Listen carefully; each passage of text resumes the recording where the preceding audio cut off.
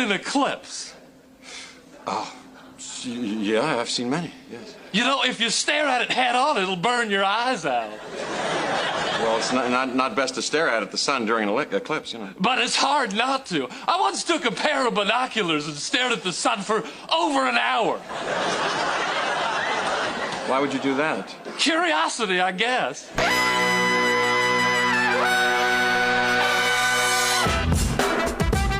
Good morning, sweet world, and welcome to the No Dunks podcast on the Athletic Network. It's Tuesday, April 9th, 2024. I'm J.E. Skeets here in the Classic Factory, and alongside me, as always, Tass Mellis. Podcast listeners, this is for you. Next to him, it's the bearded one, my top shot hot boy, Trey Kirby. Hey-yo. Hey-yo. And last but not least, over yonder, making the magic happen, super producer, JD. Hello. There he is. Here we are. Hashtag full squad. Back in the Classic Factory. Everybody joining us live, hit the like button, subscribe. Podcast listeners, 5-star ratings and reviews. No basketball on last night in the NBA world. But we're going to tackle a few of the key storylines to watch for as we hit the final week of the regular season. And we're going to hit the beach to answer some of your questions that you guys have sent in. So lots to talk about here, but let's dig into the NCAA championship game a little bit. Yeah. The Huskies won their second straight national title last night. 75-60 was the final score.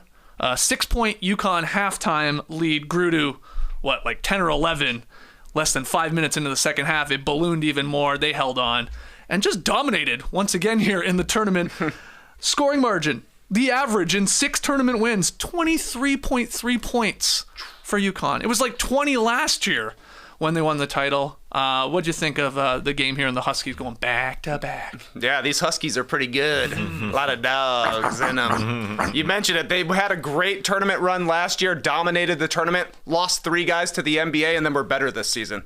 That's pretty impressive. Jesus. Felt very similar to the women's championship game where one team, in this case Purdue, coming from the Midwest, maybe has the best player in Zach Edey. He came out, had a huge hot start, and then we saw the better team just took over. For the rest of the game, thought good stuff from Klingon. I liked watching those two guys go up against each other. I thought he did a pretty good job of also being big, getting knocked around a couple of times, but staying arms straight up. Verticality, Roy Hibbert mode. Fun to watch for about 3/4 of the game, and then at the end you're like, there's no way Purdue is getting back into this if they're going to take 7 or 8 3-point attempts the whole night. Yeah. They only attempted 1 3-pointer in like the first 17 minutes of the game. I mean, that was the strategy from Coach Hurley and UConn. It was like, we're not sending help on Zach Edey. We got a giant dude. Yep. We'll see if we can slow him. Now, Edey was cooking early, but the plan worked out perfectly. Just try and take away one of the best 3-point shooting teams in the country there and just limit their shot attempts, and we'll live with Edey inside, and we got a better team. And yeah, it was sort of similar to South Carolina there in the women's championship game, taking down Caitlin Clark, sort of that, the one-woman show there, but they had the better team and going back-to-back just like they did. Hurley's a math major, I guess. Just let him go 2 for 2 for 2. And it did suck coming out of half because the first half was eventful in a way where Hurley was going up to the referee, was a little upset about a screen that Edey set. Edey had a word for him. Then Hurley had a word for him. So it was pretty fun. But then in the second half, when Edey missed that first layup with his left hand, it looked like a pretty easy one for him. Yeah, you missed that one. Then UConn hits that 3 the other way. It's all of a sudden it's 9. Edey does miss another layup. They were fighting. Purdue was definitely fighting, and he was awesome. Edey was awesome at 37 points. That was cool to watch him down there against Klingon. Samson Johnson was pretty good as well to fight Edey. But what are you going to do? You got to hit some threes. Purdue hit 1. It's not enough. It's not enough. Not enough for a comeback. Yeah. What do you think about Zach Edey's chances at the next level here? There's a huge discourse, right? Like, this guy, he'll be totally fine. Oh, he'll be a bust. Like, watch him, he'll get exposed, left and right, because of his size and maybe how slow he is. Do you have an opinion on this? I know we're not draft experts, but what do you think? Well, I think Edey's at least going to make it to the NBA, and he'll be a reserve big man. Like, he'll be able to score off the bench, playing against other bench guys. Like, Boban has had a 10-year NBA career. Greg Monroe had a 10-year NBA career, and these are guys who don't shoot outside of 5 feet and really don't bring anything else on the defensive end, because you saw, I guess it was probably at the end of the first half, it's hard to like adjust your brain to not talking about quarters. Yeah, I know. I was gonna say this was the second quarter, but it was the second half of the first half when Samson Slamson Johnson was in. They got 2 alley-oops for him right away by putting Edey in action and just throwing the ball over his head. Yeah. That's going to be the problem facing up against NBA athletes, and that guy was a reserve big for this UConn team. I think Edey will be able to at least make it to the league and get some chances, and he'll probably have some hilarious games where he goes for 25 points on 12 of 13 shooting, something like that. But like long term, he's not going to be a playoff player, I don't think. You agree with that? Yeah, and offenses are going to expose him. Yeah. Just because Greg Monroe was at a good time to play in the NBA where you weren't shooting as many threes. Now teams will expose his agility, really. But he obviously has offensive ability, so he's he can improved beat out there. over his college career. I like that he's got a bit of an FU attitude to him. He sort of leans into being the villain or like the big bully or whatever. Yeah, so. he wasn't taking it from Hurley, who wasn't. Everybody was saying Hurley went after Edey. He was actually going after the referee. But Hurley's got a plan. He wants a three-peat, as he said after the game. The coach is ready, and players love him. Obviously, Trae Young even tweeted, Hurley's going to be considered one of the best to ever do it when his career is over, which I guess is true. I mean, they're very, very, very good. They've won 6 championships. That's pretty good. That's since cool. '99. Yeah, that's right. Pushed them past Duke, who has 5. The Huskies are tied with North Carolina with 6, and then UCLA and Kentucky only have more. UCLA with 11, Kentucky with 8. But can they go back to back to back, which has not been done since John Wooden's UCLA teams, because Duke in the 90s went out, I think, in that first weekend, and then Florida after their back-to-backs. Not even sure they made the tournament or something like that. So we'll see here. It'll be similar for UConn because that Florida team lost a whole bunch of guys to the NBA, including their top 3 guys and Noah Horford and Corey Brewer at the time. And I think the same thing is going to happen for UConn, right? Like Klingon is going to the league. He'll be a top 15 pick. I think he's going to be a better pro than Edey will. He's, I don't know, I guess like ceiling Mitchell Robinson. You know, plays great defense, offensive rebounds, can finish lobs inside, and who knows what else you're getting. Stephon Castle's going to the NBA as well, their freshman guard. He looked all right, I thought, too. He definitely looks like an NBA player. And then I think they've got seniors otherwise in Newton, Caravan, and Spencer. I don't know if those guys are all seniors, but I don't know if they're coming back. So it'll be a different team for UConn going forward, but it wasn't a problem this year. So who knows? You start winning, you just keep getting better and better recruits. Crazy. All right, well, let's move off of the championship game there. Got a little coaching update from Charlotte. This is by way of Woj. The Charlotte Hornets have been granted permission to interview Lindsey Harding, the coach of the G League Stockton Kings, for Charlotte's head coaching job. If Harding is hired, she would become the first woman to be named head coach of an NBA team. So you can add Harding's name to a long list of other coaches getting a look here in Charlotte. We've already went over like a lot of the assistant coaches. I think there's even more being added here. But any thoughts on Lindsey Harding, who just was named the G League Coach of the Year, leading that team to a really good regular season record? Right. We hear this rumor every year that a woman finally might be the first head coach of an NBA team. But I think that there's a chance that she actually becomes the first to be a head coach, because a couple months ago, it kind of went under the radar where Mitch Kupchak stepped aside as the leader of the Hornets front office, and a young man took over, Jeff Peterson. He's 35. Harding is only 39, and I think this could be a Hornets mentality. Both of them going to be in there for a long time to try and turn this thing around, because I want her to get the job, but it's a tough job because the Hornets stink. And it's going to be difficult for her just to turn that thing around, as it is for Peterson. So maybe he has this vision for Harding to come in and take over, because she's a damn good coach. Not that I know of her a lot, but what she's done as assistant with the Sacramento Kings for several years. She was a player developer with the 76ers. She's a head coach of the Mexican women's national team, the South Sudan women's national team. She does a lot, along with being the head coach of the G League Stockton Kings. Always a fun name. And she was a hell of a player Yeah. back in college, and then WNBA #1 pick. So there's maybe that's some respect there that we talk about with just, NBA guys that were like now become head coaches. You have just that built-in respect. But yeah, it'd be pretty cool if she got this. Like, for the longest time, we thought it would be Becky Hammond, and then she goes to the Aces and just wins championships there.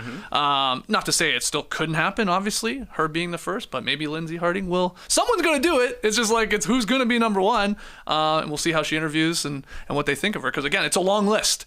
But a lot of the names we always see, your Kevin Youngs and your Charles Lees, and we talked about Jordy Fernandez and sort of coming from that Sacramento side of things too. But yeah, any thoughts on this? I hope she at least moves on to the second round of interviews here, and it's not just like a PR thing to get us talking about the Charlotte Hornets in a positive light, considering they've had a pretty rough run the past couple of seasons here. And you guys mentioned it, the resume is solid. G League Coach of the Year, best record in the G League, coaches national teams, was a player development coach. You look at former G League Coaches of the Year, Quinn Snyder, Chris Finch, Nick Nurse. You can find some real talent there. This is a team, the Hornets, that needs a lot of development going forward, so probably the smartest place for a development-like coach. And Lindsey Harding, we will see what happens going forward, but very cool that she's at least getting an opportunity. And you're right. I mean, the Hornets are bad, and they have been for a little bit here. But, we touched on it when this news broke that they were moving off of Steve Clifford. Like, if LaMelo Ball is healthy, that's a hell of a player right there. We were very impressed with what we saw from Brandon Miller. He looks like a building block. They do have Mark Williams as sort of a center and hope that he can be their big guy. I mean, there's something there, at least, to build off of, and then more picks. So we'll see who gets this job. But sort of cool to see her name included. And look, man or woman, anyone who knows the game and communicates effectively can be a damn good head coach. And it's just a matter of time.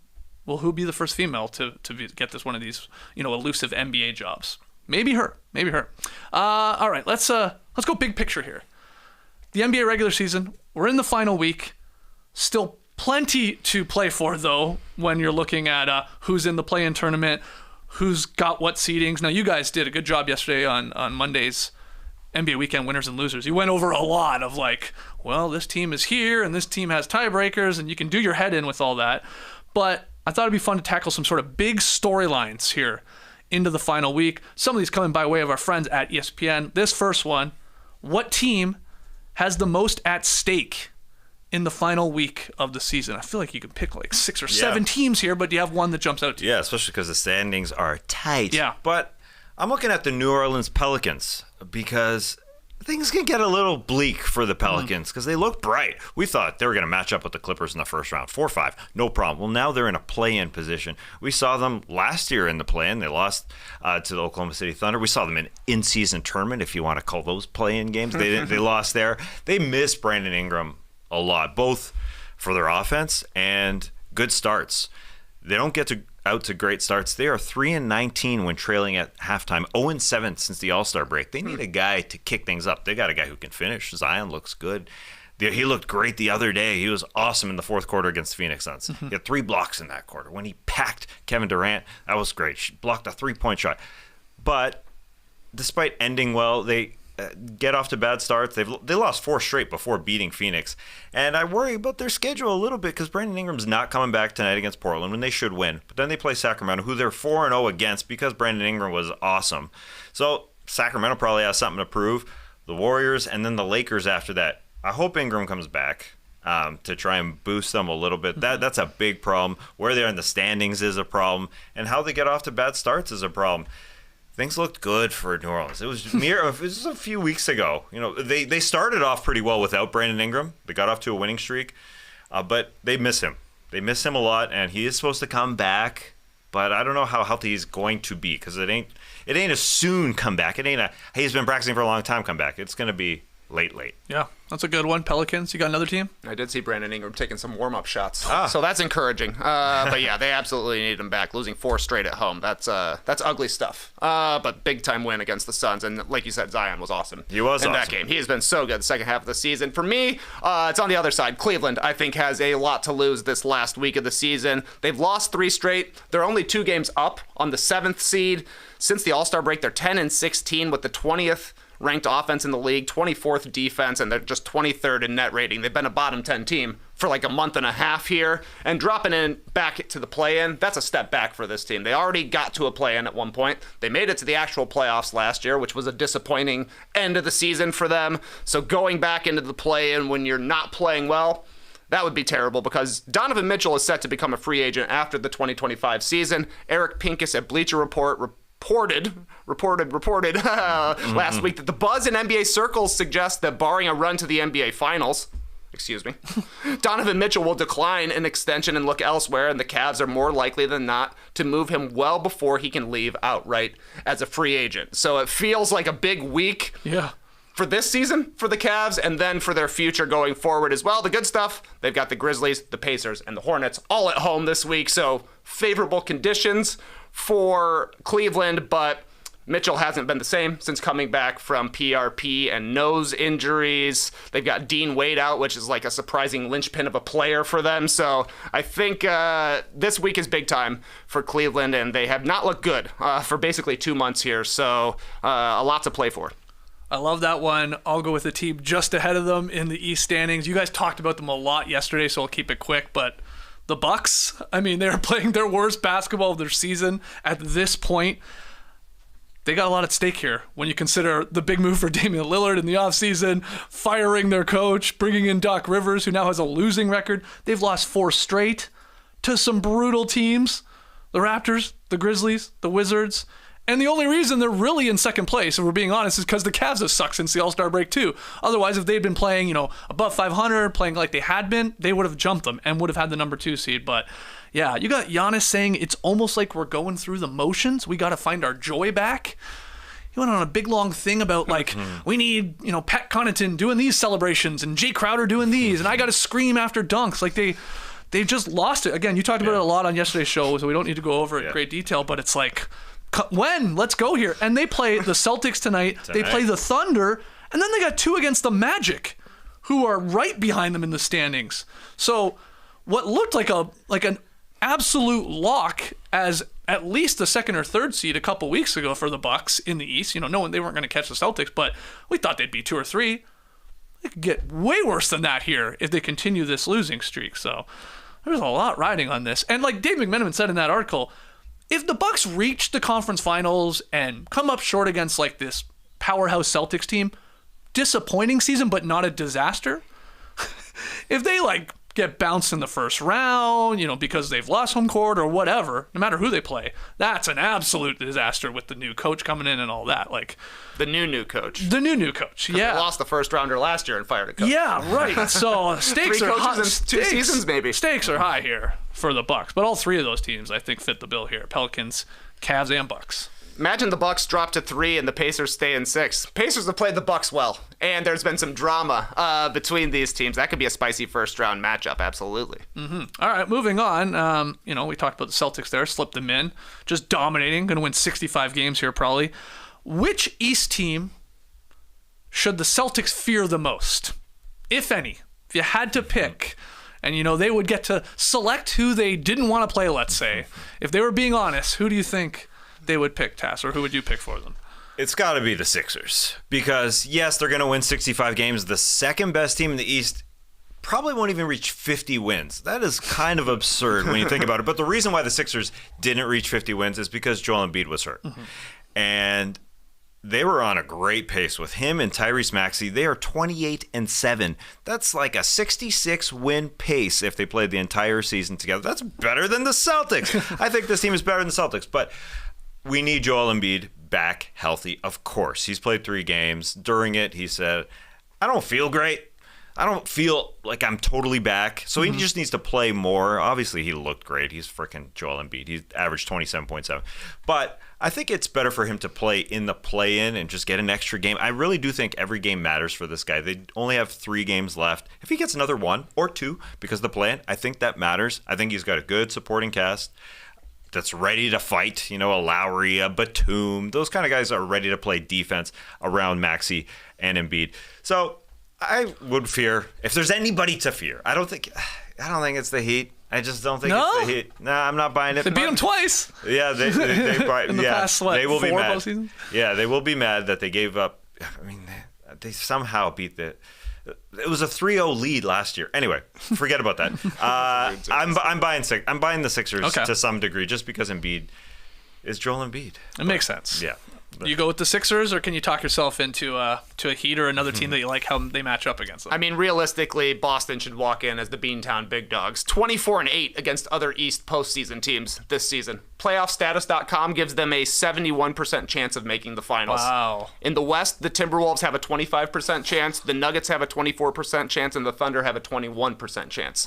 That doesn't even add up to a 71% chance.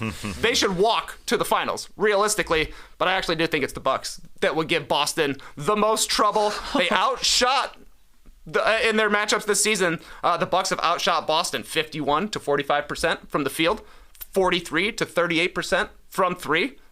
If you can beat the Celtics from three, that gives you a chance. And then, despite everything we said about the Bucks, their starters this season are still a plus 15 points per 100 possessions this season. Obviously, Chris Middleton has missed a lot of time, but if you look at the 4 starters without Middleton, plus 12 points per 100 possessions.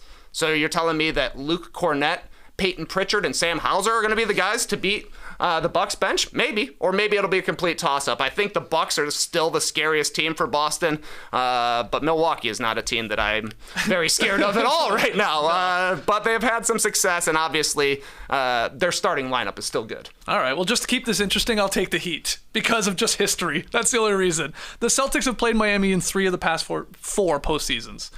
They were eliminated twice, and then the other one was, they survived a Game 7. So, that's a bit of a toss-up as well. And you go, well, that's okay. The Celtics have Drew Holiday now.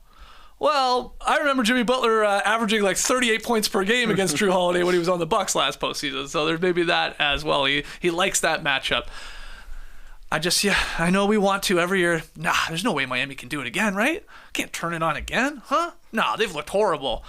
They're the zombies, man. The Heat culture, whatever reason, it's so stupid, but they just go to another level. Jimmy does, and then it's like some random guy or two that just can't miss a 3 for 5 or 6 games. So, who's it going to be? Patty Mills? It's going to be Patty Mills. Yeah, Patty Mills. Yeah, Patty Mills. That sounds he's good. this year's Kevin Love. Yeah, exactly. Yeah. So I think yours are the more realistic ones, but just for fun, I'll throw Miami in. But they should literally walk to the finals. They just look clearly like the better team. Joel Embiid's a huge wild card if he can play at an MVP level. Yeah. And he's struggled to do that, if we're being honest, in previous postseasons for a good stretch. An injury here or there, or sickness, or Marc Gasolitis or whatever, hit him in the postseason. He's the difference maker, so it probably is the Sixers. Maybe it's good that he missed 2 months in the regular season because he'll be healthy for the playoffs. Sure. It just feels like a really long time that he's been out. The East is just really weird to look up and down at. The Bucks 47 wins in the 2nd seed, and the Heat are 43 wins in the 8th seed. There's just a bunch of teams that are really close together, and I like betting on the Heat. Hero is back, that helps. Yeah. But Duncan Robinson has been cold recently. That's not like him. So I don't know who to buy in. I think the play-in and all that is more entertaining than I expected it to be. In the East. Yeah, because the West is awesome. Yeah. But the Bulls, Hawks. That's just selfish. That's selfish.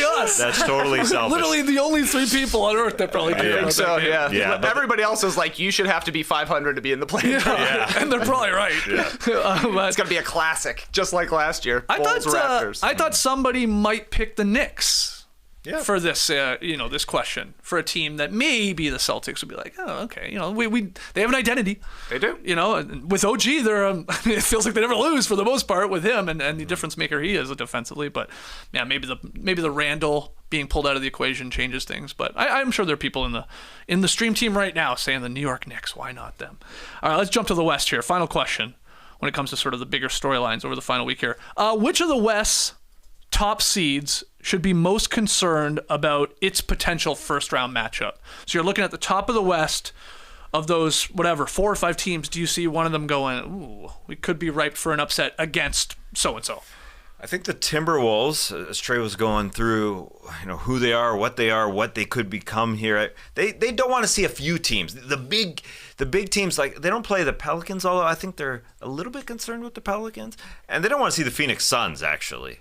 I know that sounds a little crazy, but they've played them twice, and Phoenix has taken them out big time. They beat them the first time by 18 points, and that was only because of garbage time. It was like a 20-plus point loss. And then Friday, just now, they beat them by 10 points, which was also done in garbage time. I don't know, Nurkic plays Gobert pretty well. He likes to get after. Booker and Beal, they outplay Minnesota's backcourt of Edwards and Conley, which sounds a little crazy, but both guys, they defend from the jump. Bradley Beal, just as an aside, the point guard Beal, he's been pretty damn good. He's shooting 53% from 3 in his last 10 games. I know it sounds nuts, but averaging 7 assists as well. They're just kind of peaking at the right time. I started doing the Kevin Durant in Brooklyn math. How many games did those guys play together before they went to the second round and his toe stepped on the line? They could have done it against the Bucks. They should have beat the Bucks the year that the Bucks won. Anyway, that game, watching on Friday, Suns and Wolves, it was a shellacking. It really was a shellacking. It was a 15-0 lead at the beginning. Minnesota just kept turning it over, and they couldn't hit a friggin' shot. I don't know. Phoenix gets after it. They beat them. Now, they need Cat back. They need Cat in that matchup because Cat can hurt them. Yeah. And they do play one more time to end the season. So maybe that'll help. But I don't know. It's the Timberwolves. That's the one team, even over OKC, that I'm just a little worried about going into the postseason. Okay, Wolves maybe a little worried about Suns. Good news with Cat, though. Sounds like he's at least going to be back here in theory by the end of the regular season, so they should have him for the postseason. He's practicing. He's practicing. Yeah. I guess the Hawks are getting Trae Young in theory too. Potentially from the finger injury. That'll juice up that 9-10 matchup for Spicy sure. times. Maybe the Celtics should fear the Hawks since they beat them twice last week. That's possible. Yeah. Do you have another elite team in the West that could be scared of a potential first-round matchup? I think Phoenix in general is the scariest team on the lower half of the bracket just because it feels like their best game, when they play their best game, can really beat anybody. And they do have Nurkic, who is a weird player and not a guy that I'm a huge fan of, but he loves playing against Jokic. He loves playing against Gobert. He will foul out of all those games, but he'll give you a good 35 minutes before he gets to his 6th foul. So I do think that they're the scariest in the second half. That being said, I think if any team in the top 3 is looking at the schedule, they don't want to see the Lakers, the Thunder don't, because LA is 3-1 against OKC this season. They shot 50% from the field across 4 matchups and 41% from 3. We've talked a lot about how the Thunder struggle against teams with size, and it's not just offensive rebounding for the Lakers. Of the 4 teams in the play, and I think the Lakers grabbed the fewest offensive rebounds of anybody against OKC, but they got big guys at the 3, 4, and 5 position, and they know how to play. They're a very experienced team with some of the title guys there from the bubble season, and of course LeBron and AD. So I think that's probably the scariest matchup, OKC versus the Lakers. But I don't know. I mean, does it happen? We'll see. It's in play. Yeah, to illustrate the playoff experience difference, if it was Thunder Lakers, LeBron has 282 games of playoff experience. The Thunder have just over 100 as an entire squad, and even a lot of that is not their main guys. So yeah, that makes sense. Just how big and physical, how well they've played them. I think even to some extent, our whole thing with the Thunder, we keep coming back to it, is yes, maybe the size, but also they just, we are expecting them to go really far right away, and that's really rare. So another playoff experience team like the Warriors, maybe, who the Thunder have played really well against, but again, that's a team that just has so much playoff experience, so much DNA of their big 3. So, maybe that's just a tough battle for them. But maybe that's what they need, too, to get sort of punched in the mouth right in that first-round series to really help their chances to go possibly far, OKC. But I also had what you had, Trey. OKC, Lakers. JD, I think you have the Western Conference standings. I know we didn't show you the East, but just it is wild how tight everything is. The top 3 teams, it's looking like we might get Clips Mavs in the 4 or 5, so we're running that back. And then, 6 through 10, not a whole lot of games separating them, with basically every team's got 4 games, I think, remaining on the schedule, something like that. So it's going to be wild. Every night this is going to change. Yeah. The Lakers are the only team with 3 games left. And I did go through the schedule because we talked about it yesterday, that there's no games, obviously, with the NCAA final. There's also no games on Saturday. It's the rare day that they take it off so they can have everybody play on Sunday. They can have all 30 teams play on Sunday. We have 28 teams playing tonight. Yeah. And then, on that final Sunday, I guess they all go. All right. The schedule is weird the last 2 weeks. It's weird. Trying to fit things in with the championship games as well. Odd stuff. Yeah. Okay. So let's hear from you guys with all 3 of those questions. I know you're chiming in there in the stream. Team podcast listeners, tweet at us at NoDunksInc. Let's hit the beach. You got the buzz, I got the rockets. You got the nuts, I got the chocolates. We got that chit chat down pat, blah blah blah. You got that 30 something special. Je ne sais quoi. Let's go to the beach, baby. Yeah, let's go to the beach to read your emails and your tweets. You guys are fantastic at sending in the cues. We've got 3 or 4 good ones here. So first one. So I was in Iverson mode the other night watching a game. I realized that I'm tired of hearing about small ball 5s. Can we have a large ball 1? Maybe Ben Simmons? John Kruk. Is Bradley nice?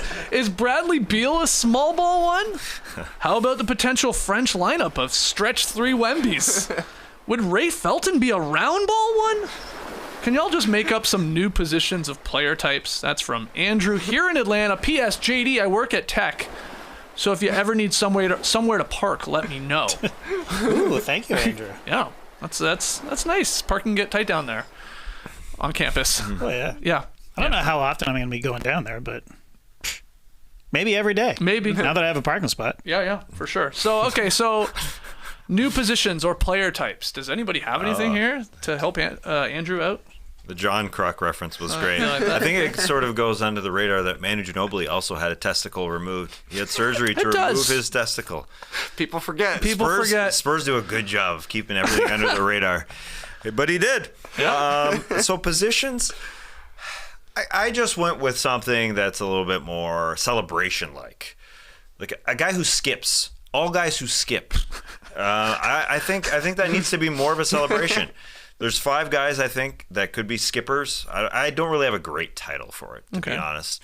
But Emmanuel Quickley, I love when he hits a 3. He's a great skipper. Tyrese Halliburton did it this season when he hit his 8-3.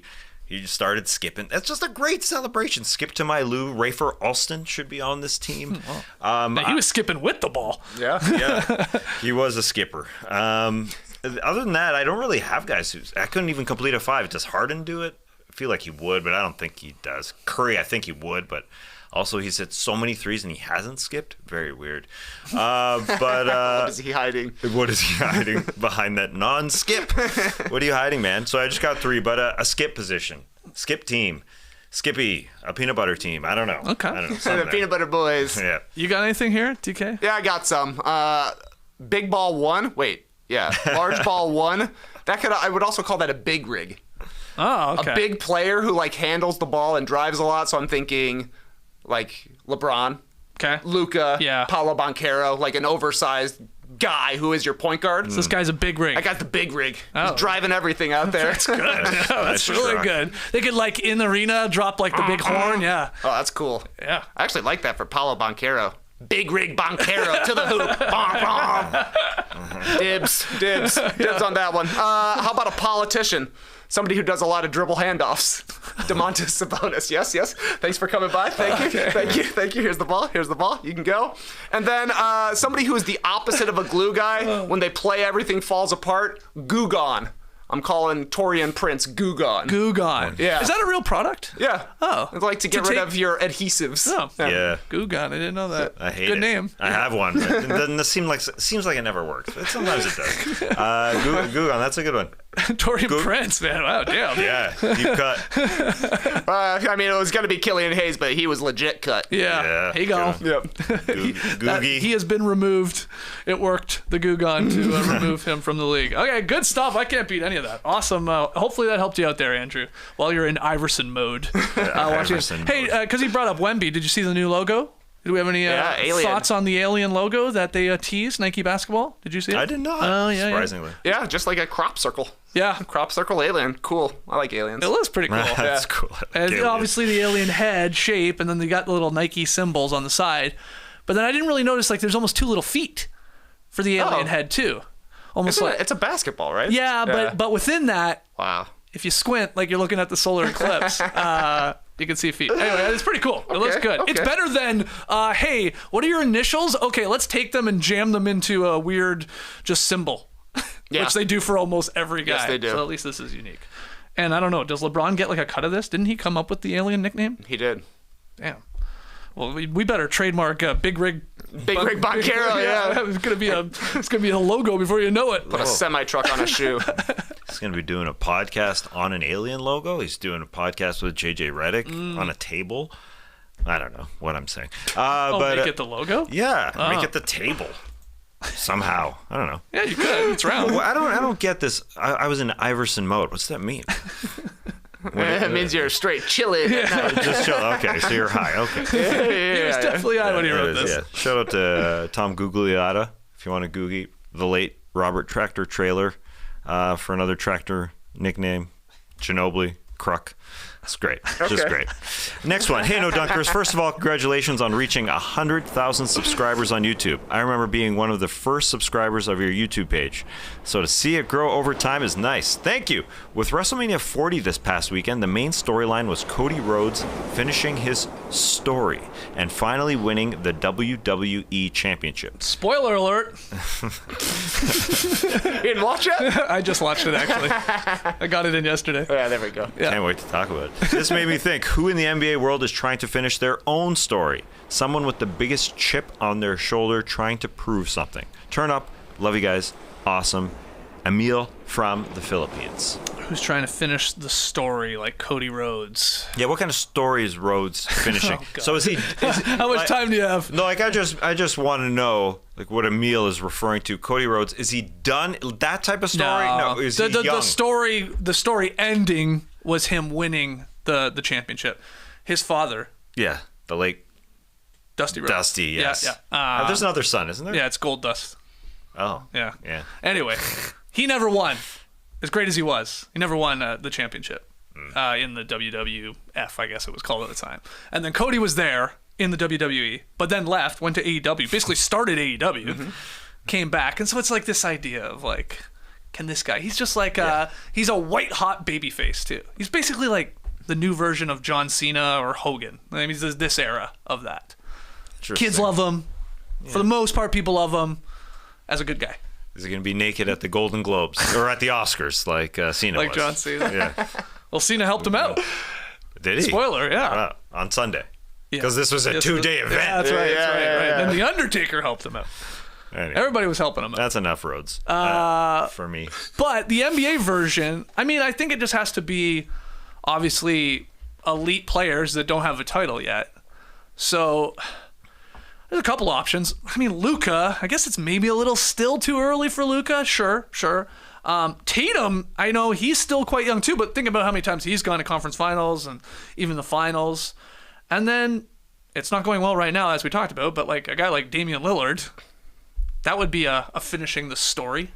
Though they were selling shirts right away that said the story continues right after WrestleMania. So the story does continue in wrestling. But those are three that I popped into my mind. Absolutely. And Tatum, just like Cody Rhodes, not a lot of charisma if you ask me. Oh! 100% agree. But the only other guy I'm going to throw into the mix, Joel Embiid. I think he's a guy who's trying to finish his story and like have a great playoffs for the first time in his career, because he's had a lot of falling moments. He's had a lot of moments where he's missing time in the playoffs, but he's healthy right now. Hopefully he's getting rounded into shape. Maybe the play-in tournament will help him, and he's going to be an undercard or an underdog against most of the teams. An undercard. He's going to be an underdog against most of the teams that he runs up against, specifically like the Celtics, you know? Yeah. Yeah, I'll add on a little bit. I did want the Cody Rhodes profile because I think there are a lot of type of scripts, but Cody Rhodes is too young for like a Chris Paul storyline. Like he is right at the end, but he wouldn't be the superstar to win it all. So it's not a Cody Rhodes, but there are several Clippers that could be a storyline. I mean, Harden hasn't won one. Russell Westbrook hasn't won one. Paul George. That's a lot of them to go along with Kawhi Leonard. But like Embiid, who he's got to win now. I think Jimmy Butler, we're close to the end. I know Jimmy Butler is 34. He's going to be 35 this year. To be a number one guy, that's the age limit for me. I know everybody is saying, yeah, you can play basketball a lot later these days. Look at LeBron. But there aren't many guys like mid-30s that are the number one guy. Yeah. There's Steph. Yeah. Well, that's it. I mean, there aren't really many. Yeah. And Butler's going to be 35, which is kind of surprising. He seems younger, I guess. But I don't know. If there's an outside chance, I guess we're all sort of thinking, can Boston be knocked off in the Eastern Conference? Yeah. It happen, maybe. I okay, for the Embiid pick here, for the Cody Rhodes finish the story, one thing I don't like about it is I feel like Embiid's still too much like of a villain that he at least leans into. So that's a little different than Cody, again, being like the super babyface. But I do like the finishing story part because you could see, like, if Embiid won a title, obviously this season or next couple seasons, like, there's going to be something of like, I trusted the process or something. Like, it will end the trust the process story arc. And you can print the T-shirts and you can sell all that. So that does fit to me. But let's hear from you. Any wrestling sickos out there? Who else can finish the story? He's from around the corner. He's a local boy. That's right. Local boy. Right. I'm with Trey though. I've never been the biggest Cody Rhodes fan. I don't know. Something about him just doesn't.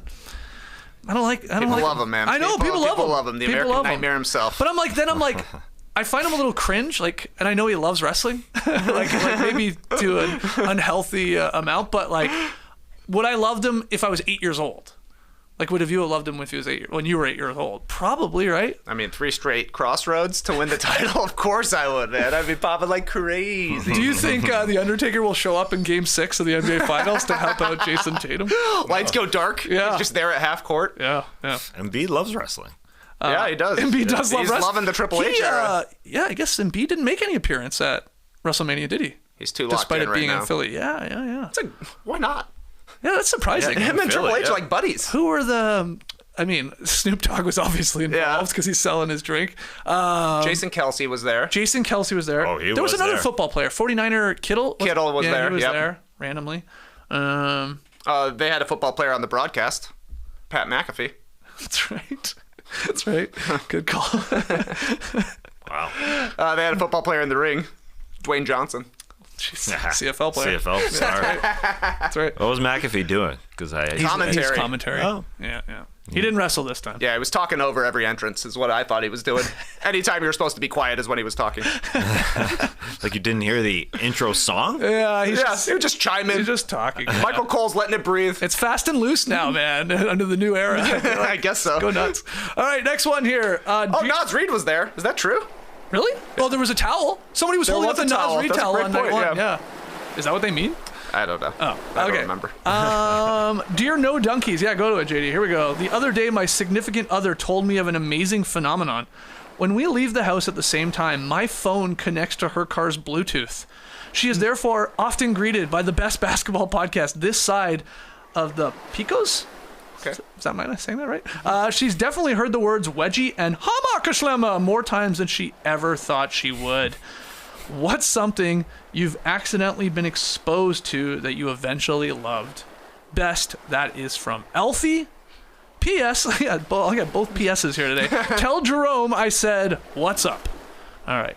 Jerome, I'm sure, is listening, watching right now. He will respond in our Slack channel in 3, 2, 1. He says, what's up to you, Elfie? But what's something you've accidentally been exposed to that you eventually loved?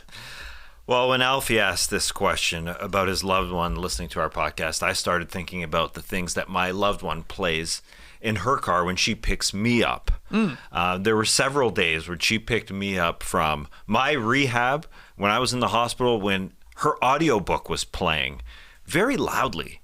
And I didn't like it, to be honest. I'm kind of like predicting the future here. I don't like audiobooks. I'm just stubborn. I just want to read. I just want to read books. Do I read enough books? No. The answer is no. But I just believe that it's inevitable that I will listen to audiobooks. And I think I'll listen at 1.0. One other thing my wife does that I love her about is her pace of the audiobooks that she listens to. It's too fast, to be honest. I still love her, but it's way too fast. That feels even less like a read. You know, What speed? is Speed it? reading. She changes it up. She's got a variety from 1.25 to 2 even. Two. Depends on the narrator. Yeah, it totally depends on the narrator, I guess. But it ain't right. Maybe one day I will, and we'll talk about it, Alfie. What do you got here, Trey? Yeah, for me, it's olives and coconut. Because, if you would ask me 5 years ago, do you like olives or coconut? Easy no. But then, once I started thinking about it, I was like, muffalettas. They got olive spread on it. Delicious. They got the stuff. Olive oil. Delicious. Wait a second. yeah. I like olives? Yeah. Wait, hold on a second. I like olives, and it's the same thing with coconut. It just keeps showing up in dishes, and every time it's good. So eventually you just got to be like, well, I like that food now. And you got to update your dossier. So olives, coconut, I like them now. Same with mushrooms, but that's like 10 years now. Okay, nice. JD, do you have an answer here for this? Yeah, my kid, Jackson, he's very much into soccer, and it's all EPL all the time. Whoa. So I'm starting to get into it. Who's your team? Interesting. Well, my team is Arsenal, Okay. but his team is Man City, and I'm like, you're just a bandwagon kid. But also, he's 15, so let him root for the winners. And what about going down to cheer on the local Atlanta United? I mean, it's in play for sure, but watching so much Premier League and then going to MLS, it's night and day. Oh, okay. Like, sorry, everybody. Sure, yeah. Sorry, Yeah, Atlanta. Of course it is. Yeah, I mean, but hey, it's fun for sure. Mm-hmm. Absolutely. So yeah, soccer. Who knew? Please call it football. Football, yeah, with an umlaut over the U, Football. of course. My answer for this is, if I'm being honest, almost every reality show on Bravo. Accidentally, I'm exposed to it because my wife is watching it. And it doesn't take long for these damn shows to get you, man. Suddenly, I got to know what's going on in Summer House. Suddenly, I know like half of the Real Housewives franchises and when the finales are and all that. It's so stupid. But it's tough. It's tough, man. They're very good at hooking you. They're so good at it. Yeah. They're so good at it. It's just an art form. Yeah. Yeah, they've mastered it. Yeah. Andy has mastered it. He really has. And it's almost like the entire season serves as a trailer for the reunion show, because the reunion show is the best part when they've all watched it back and then fight about it months later. But you got to watch the backstory to actually understand what's going on. And they know that because those used to be one episode from what I could remember. Now they drag those into 3 episodes, sometimes maybe 4 of the finale of just them talking about what happened in the season. It's nuts, the amount of programming that they can fill. So I'll go with all those. I know you're into not all of them, but are you a Summer House guy? I can't remember. I've watched some seasons of Summer House. That's one of the dumbest ones, man. Yeah, it is. It really is. They live in the city and just go to the same house every weekend to party and let the drama unfold. Exactly right. Carl. That's ridiculous. And they're not even Shep, is that a guy? Yeah, well, yeah, yes. I forget which one he was on. He's on the one in Charleston. Southern Charm? Southern Charm, yeah. Those are different shows, huh? But then that's the thing. It's such a world now that they all start to so-and-so will show up at Summer House.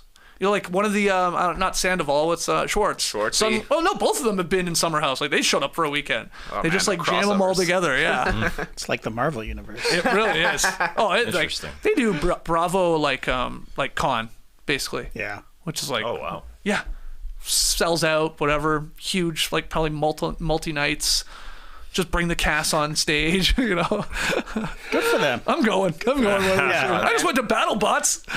I gotta go to BravoCon. That's what we need. The BattleBots, Real Housewives crossover somehow. Wow, they sit on the back of the robot. So one of them buys a team or something, One of them buys Mammoth. Oh my God, Candace bought Mammoth.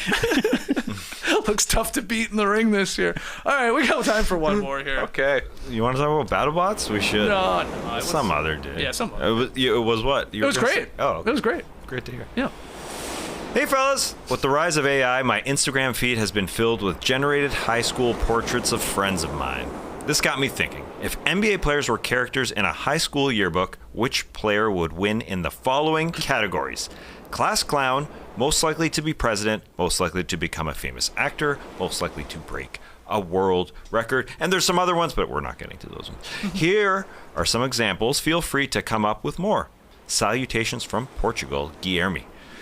Guilherme, thank you for that email. Who wants it? Who wants it? Class I think clown, TK's prez, got a few famous for actor. these superlatives. Season superlatives, I guess. I got best hair back in high school. No Did you really? Mm-hmm. Now, what did your hair look like at that time? Because you've had every hairstyle known to man.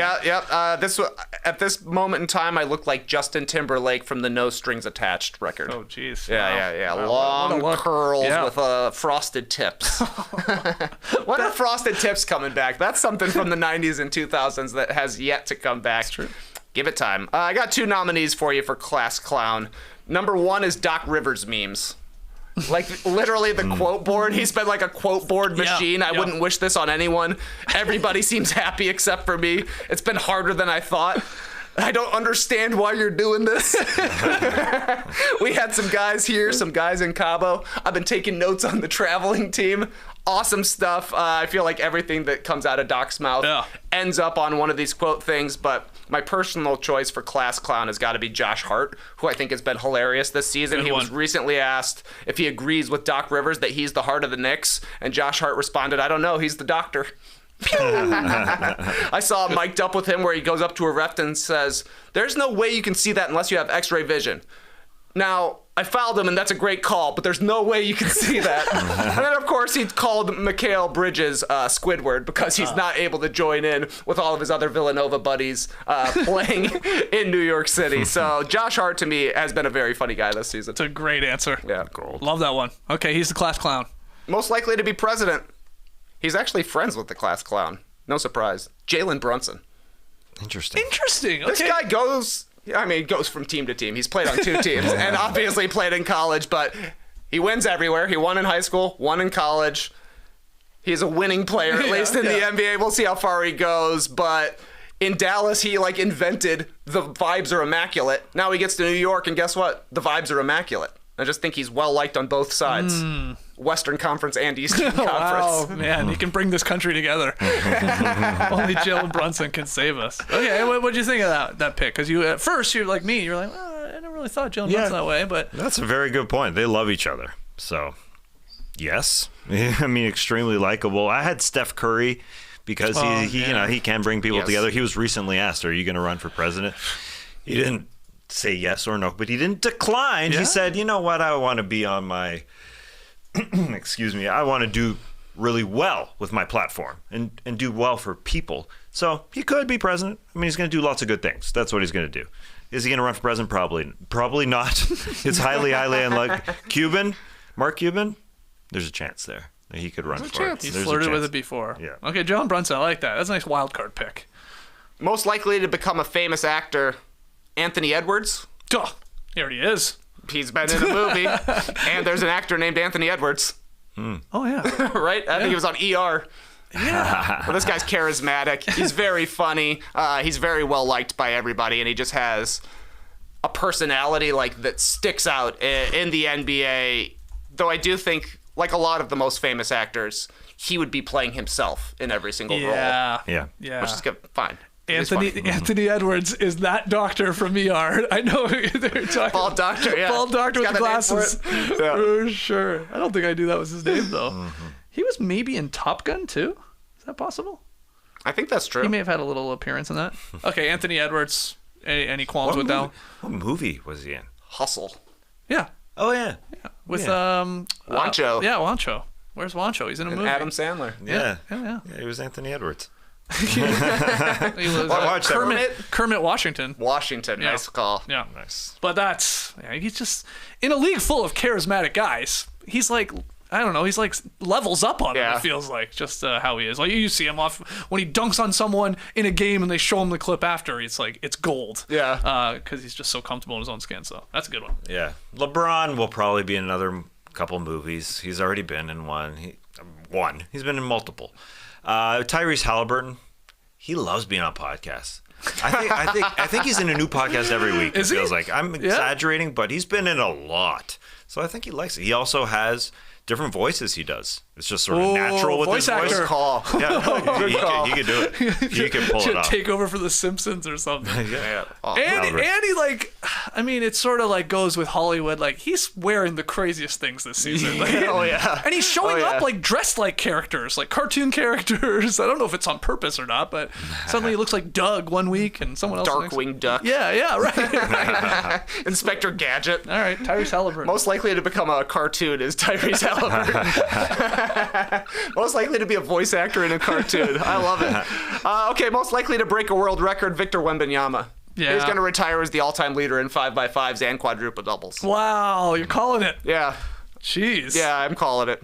So what is the record? I don't know. I could've It's only a looked it up. handful of quadruple doubles for either Hakeem or somebody. He maybe has 2. I think there's been 4 ever, and 2 of them are Hakeem Olajuwon, and then like 5x5s. Maybe Hakeem's the only guy that has 2 of those as well. Yeah. It should take Wemby though like 2 or 3 seasons to beat this. Till he has this. That's Maybe true. sets it next year. Career blocks. You think you could get that record? Also a Hakeem record, 38-30 in his career. Holy crap.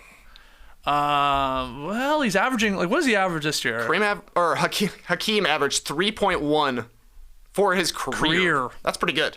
And Wemby's averaging more than that, right? I mean, yeah, maybe. I guess He's currently possible. 3.6 blocks.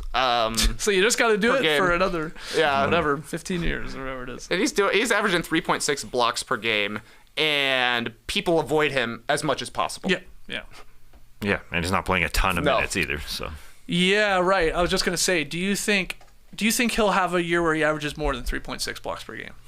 Because on one hand, you're right, he'll play more minutes in theory. Yeah, he's barely playing 30. But on the other hand, Trey's right. It's like people just start like, I'm not gonna shoot around him. So it's like, and then you have less opportunity to block those shots. Like Deion Sanders' interception numbers going down. Don't throw it to Deion. Just don't throw it to him. Yeah.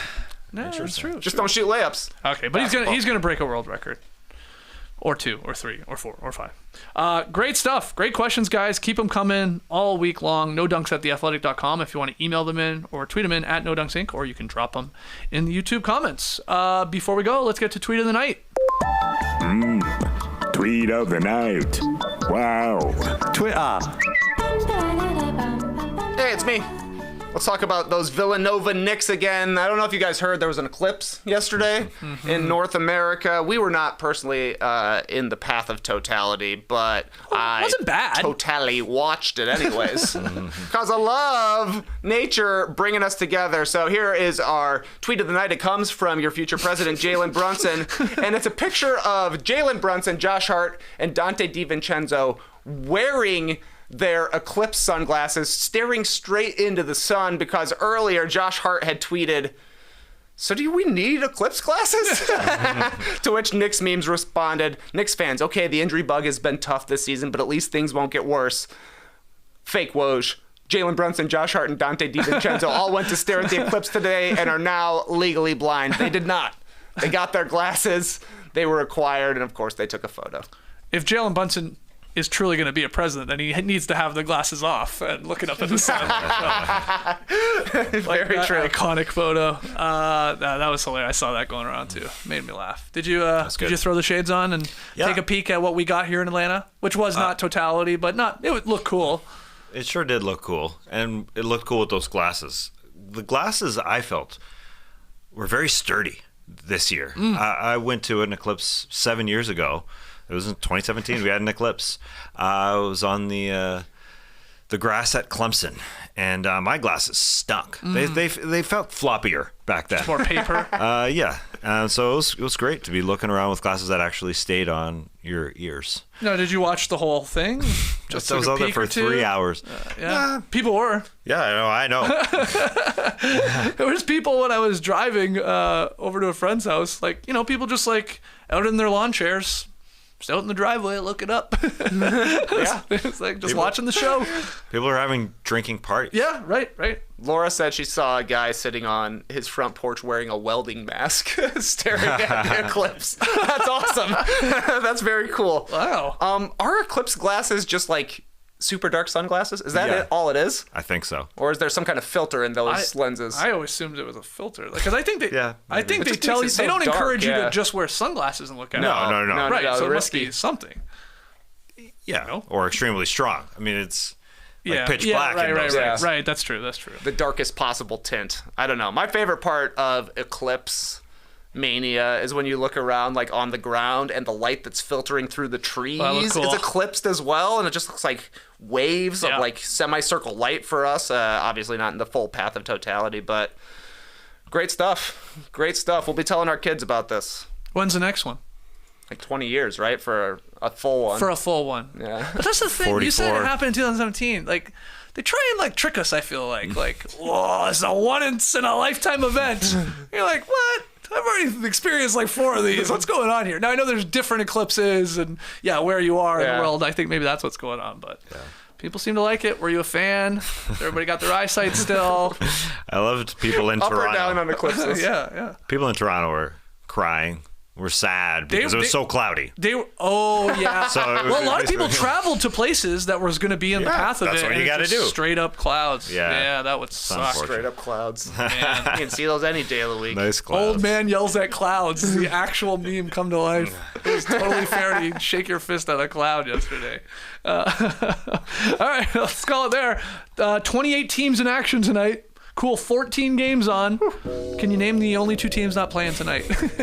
Here's a trivia question for you, The sickos. Lakers and Cavs. Cavs won. Because they have 3 games left. That's the only reason I'm saying it. I'll just tell you the other one. Warriors. Cavaliers and Nets are not playing Lakers tonight. Warriors. Okay. What an idiot. Nets, yeah. So, according to Ziller, this is fun. Of the 14 games, 13 have at least one team with seeding stakes on the line, and 5 of these games have seeding stakes for both teams. 2 biggest games are probably Warriors, Lakers, and Clippers, Suns, when you're like thinking about it. But, every game matters here for some of these other teams playing, maybe teams that are already eliminated. They want to win and help their chances to get out of the play-in, move up a ranking, stuff like that. So lots of games on. We'll be back to do our best to break down as many as we can on tomorrow's show. Join us at 10 a.m. Eastern, live from the Classic Factory, live on YouTube. Hit the like button and subscribe. Until then, Clipper Bros. You heard it here first. Have a great time. Turn up. Love you guys. Awesome. Thanks for joining us. And remember, this is a long one, but I want to give a shout out to longtime fan, Grandma Lana. Remember Grandma Lana? Oh, Yes. yeah. I tweeted yesterday, hand up if you saved your eclipse glasses for 2044, because I was thinking about it. I was thinking about keeping them for 20 said they're good. years. They're damn good. Unfortunately, I got rid of them. My Already? wife was all over me. Well, what are you going to do with them? Just happened. You literally there's nothing What to are do you with going to them. do with them? Yeah. I just hate throwing things out. Right. But anyways, my wife was on me. And she was right. She was right. You'd think you'd have any idea where those glasses were Yeah, in that's true. 2044. No, I was looking for the ones that I had in 2017 this year. Wow. But I couldn't find them. I know I put those somewhere. I know, I will find them. Anyways, Grandma Lana responded to my hand up if you saved your eclipse glasses for 2044. She said, I think I'm probably not going to be around to watch it, but however, the heavenly view will be nice and I won't need the glasses. Shout out to you, Grandma Lana. You'll be seeing it somewhere. All right. Love it. Brace the day, people.